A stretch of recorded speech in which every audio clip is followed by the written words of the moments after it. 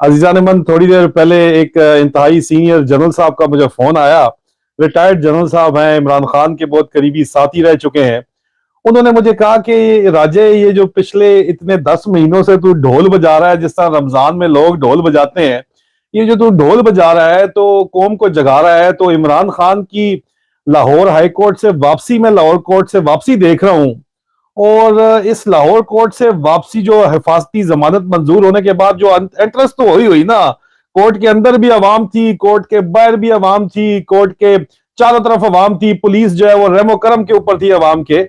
लेकिन उन्होंने कहा कि ये जो इस वक्त हालात वापसी के ऊपर खास तौर के ऊपर बने हुए हैं, तो लग रहा है कि तेरा ढोल बजाना कामयाब हो गया, अवाम जाग गई है। तो अजीजा नेमन, आजादी बिल्कुल इस तरह हासिल की जाती है जिस तरह आज आपने आजादी छीनी है अपनी। न सिर्फ आपने जब छीनी है, तो साथ ही साथ सदर आरिफ अलवी साहब ने ऐलान किया आइन के मुताबिक कि 9 अप्रैल को जी इलेक्शन मुनक्किद किए जाएंगे, जिसकी आइन पाकिस्तान उनको इजाजत देता है। फ्रंट फुट के ऊपर बढ़ते हुए कप्तान के खिलाड़ी ने छिक्का मारा। जो मर्जी तुम बोलते रहो, वो एक फजलू डीजल, माजरत चाहता हूँ, मौलाना फजल रहमान को आग लग गई। उन्होंने कहा जी गैर आईनी, 73 के आइन के मुताबिक ये गैर आईनी इकदाम है। वो मैं पूछता हूँ, डीजल भाई मुझे ये बताएं, मेहरबानी करके, माइंड मत कीजिएगा, सदर आसिफ अली जरदारी क्या पीपल पार्टी के सदर नहीं थे जब वो सदर लगे हुए थे? जो नवाज शरीफ साहब ने दूध रबड़ी खिलाने के ऊपर जो सदर लगा दिए, या अपना ब्रीफ केस ले जाने के ऊपर जो सदर लगा दिए, क्या वो नून लीग के सदर नहीं थे? तो ये तो बाकायदा तौर के ऊपर एक ट्रस्टेड जो है, पढ़ा लिखा इंसान है डॉक्टर आरिफ अलवी। अगर वो सदर पाकिस्तान है तो वो आइन के मुताबिक है और उनका फैसला भी आइन के मुताबिक है।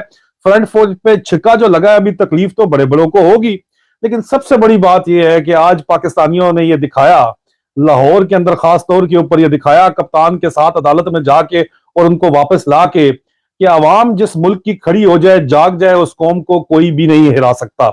इसमें किसी को कोई शक नहीं होना चाहिए। और अजीजा नेमन, अवाम के जागने का मजीद बड़ा सबूत यह है कि मैंने कल एक पब्लिक पोल किया, 24 घंटे का। सवाल मैंने पूछा कि पाकिस्तान की तबाही का सबसे बड़ा जिम्मेदार कौन है तो सारे ही 4 मैंने ऑप्शंस दिए। नंबर 1 जर्नैल, नंबर 2 जज, नंबर 3 सियासतदान नुबलीग ताजर, नंबर 4 बैरूनी अनासर। चारों को मिला जुला के, लेकिन मैंने सवाल पूछा था कि पाकिस्तान की तबाही का सबसे बड़ा जिम्मेदार कौन है।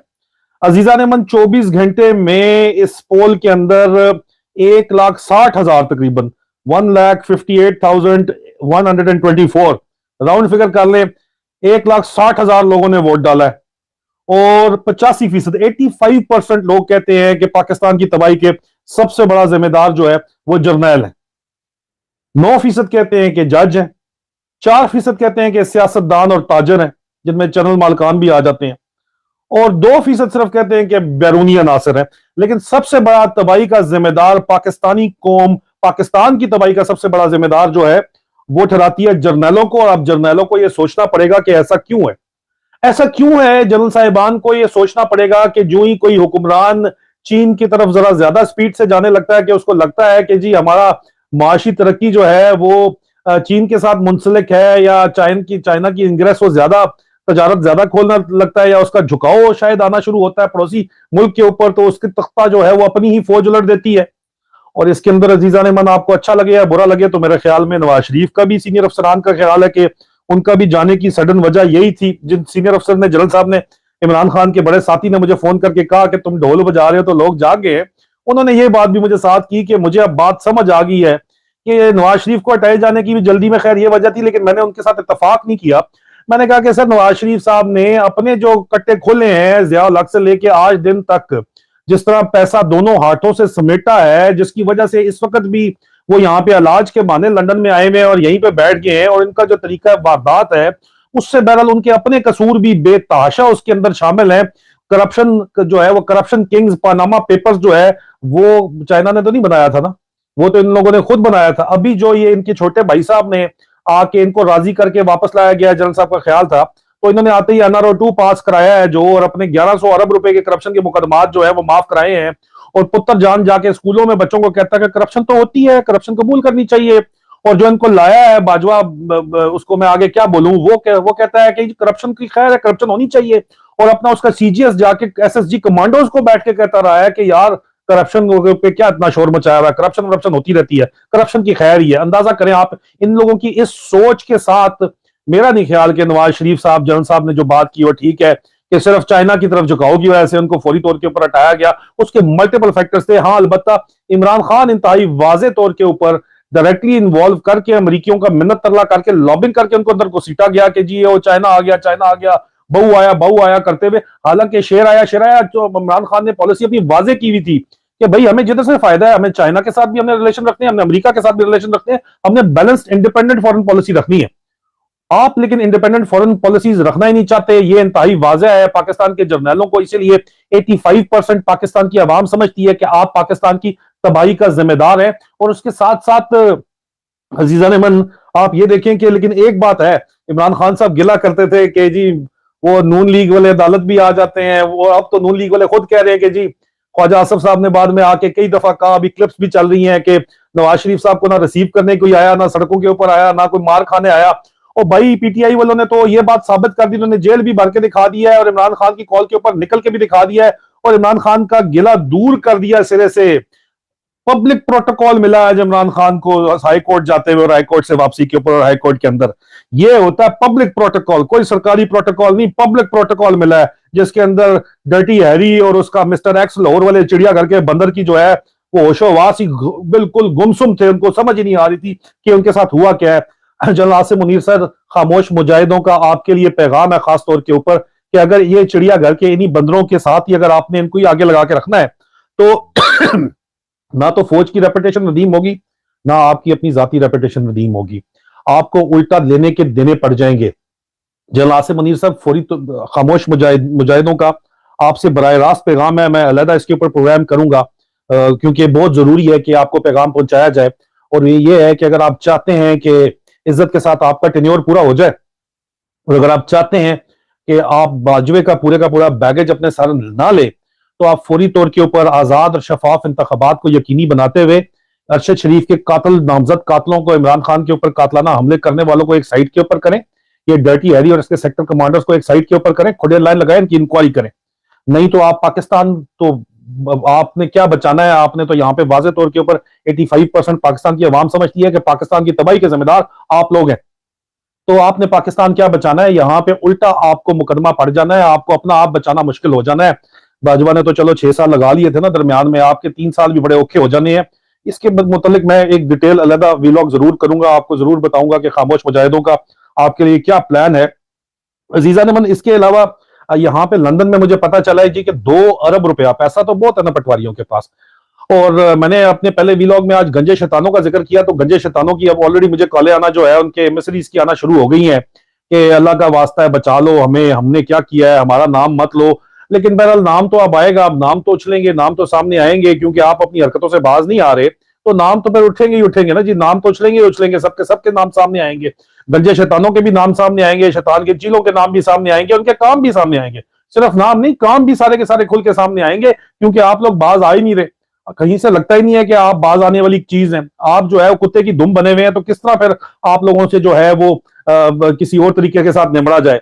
और कुत्ते की दुम सीधी तो होती नहीं है, आपको पता है काटनी पड़ती है। अजीजा ने मन, उसके अलावा आप ये देखें कि यहाँ पे मुझे यहाँ पे लंदन में बताया गया कि 2 अरब रुपया लगा के, पहले 2 अरब मैंने आपको मुख्तलिफ फेजेस में गवर्नमेंट ऑफ पाकिस्तान ने जो लगाया अपना प्रोपेगेंडा कैंपेन जो अब साबित हो रही है बयानियां बनाने के लिए कि पाकिस्तान की मईशत का जिम्मेदार जो है वो इमरान खान है और पीटीआई की हुकूमत है, जो इन्होंने कई अरबों रुपया, कई करोड़ों रुपया जाया किया है। मेरे खिलाफ जाती प्रोपेगेंडा चला के इन्होंने कई ज्यादा करोड़ों रुपया जाया किया है। हालांकि जवाब के अंदर मुहिब्बे वतन पाकिस्तानी मुफ्त में वीडियोस बना के दे देते हैं, एक मैं चला देता हूँ, आपके करोड़ों रुपया लाखों रुपए का प्रोपेगेंडा बाढ़ के अंदर चला जाता है। जो आप लोग आप लोगों से जो पैसे ले रहे हैं और जो खर्च कर रहे हैं, आईएसआई एम विंग जो है, आईएसआई इंटरनल विंग जिन लोगों को पैसे दे रहा है, जो कर्नल साहब लगे हुए, मैं उनका नाम नहीं लेता, ईएमई वाले कर्नल साहब जो है वो माइंड ना कर जाए, क्योंकि कोई आगे मुझे जिनकी जिम्मेदारी मैं लगा हुआ हूं। लेकिन ये बात ये है कि जो आप लोगों ने यहाँ पे जिन लोगों को पैसा दे रहे हैं, ये लोग आपसे पैसा लेके वीडियोस तो चला रहे हैं, बना भी रहे हैं, लेकिन इतनी थकी हुई और थर्ड क्लास बना रहे हैं कि केजी के बच्चे को भी पता चल जाता है, क्योंकि झूठ के पैर नहीं होते, आपके पास असल ये सच बात तो है नहीं, और सच का अपना वजन होता है। तो आपसे वो पैसा तो ले रहे हैं, लेकिन पैसा लेके लगा भी रहे हैं, लेकिन आपके खिलाफ काम भी कर रहे हैं और आपकी एक एक हरकत के बारे में बता भी रहे हैं। उसके साथ साथ 2 अरब रुपया यहाँ पे लंदन के अंदर पता चला है जी, नया फेंकने की कोशिश की जा रही है।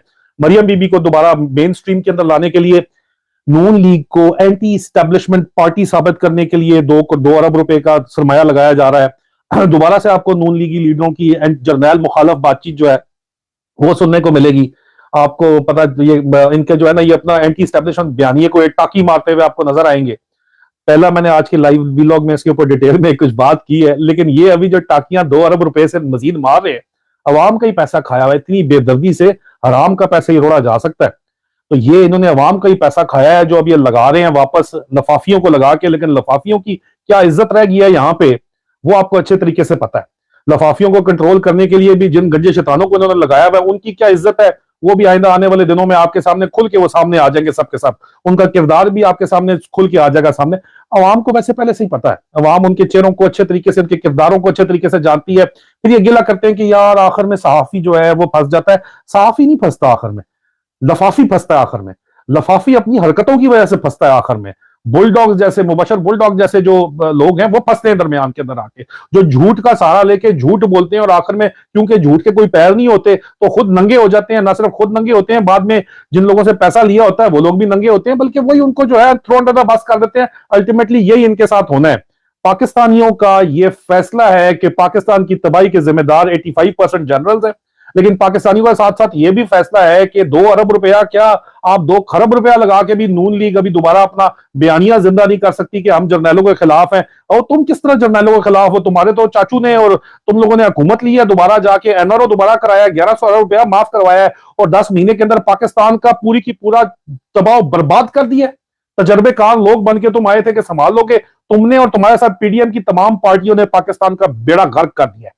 मौलाना फजल रहमान साहब किस मुंह से सदर आरिफ अली के ऊपर बात करते हैं आप लोग सारे के सारे, मरियम नवाज हो, नवाज शरीफ हो, शहबाज शरीफ हो या पीपल्स पार्टी के जरदारी साहब तो बड़े खामोशी के साथ चुप करके तमाशा देख रहे हैं ना, एंजॉय कर रहे हैं। वो तो बिल्कुल, वो तो साइड पे हुए में वो कह रहे हैं ठीक है आपस के अंदर लगे रहो, ठीक है, वो मजे से अपनी याशी कर रहे हैं। लेकिन ये सारे के सारे आप देखो, ये आप कौन सा वो तजर्बा था जिसकी बुनियाद पे आप आए थे? आपके अपने सपोर्टर अब आपके साथ नहीं खड़े, खुल के कहते हैं, आपके अपने लिफाफे खुल के कहते हैं कि आपने पाकिस्तान को तबाह बर्बाद कर दिया। तो न जर्नैलों को माफी पाकिस्तानी कौम इस वक्त करने वाली है सब्सटेंशियल एक्शंस के बगैर, उसके ऊपर एक अलग वीलॉग करेंगे, और ना ही नून लीग किसी सूरत भी माफ होने वाली है। आपका एस्टेब्लिशमेंट, एंटी एस्टेब्लिशमेंट बयानिया किसी भी सूरत दोबारा जिंदा नहीं होने वाला। आप जो मर्जी उल्टी कलाबाजियां मार लें वो दोबारा नहीं जिंदा होने वाला। और उसकी वजूहात डिटेल क्या है, अंदर खाते एस्टेब्लिशमेंट अगर आपको ख्याल आपकी मदद कर लेगी और आप कुछ कर लेंगे तो मेरा आज का सुबह का पहला वीलॉग देख लें, आपको वहां पे उसकी भी डिटेल समझ आ जाएगी। अजीजा ने मन, अगला वीलॉग मैं अपने बलोच भाइयों के लिए करूंगा और खैबर पख्तूनख्वा के भाइयों के लिए करूंगा, सरहद के भाइयों के लिए करूंगा, जिनको दहशतगर्दी की जंग के अंदर मिसिंग पर्सन बना दिया गया या मार दिया गया, किस फिलॉसफी के तहत मारा गया, उनकी एहसास महरूमी के ऊपर मैं बात करूंगा। और बहुत से गड़े मुर्दे भी उखाड़ने का वक्त आ गया है, क्योंकि इनफ इज ब्लडी इनफ। अपना ख्याल रखिए, बशर्ते जिंदगी, इंशाल्लाह बहुत जल्दी दोबारा आप लोगों से मुलाकात होगी। फी अमान अल्लाह।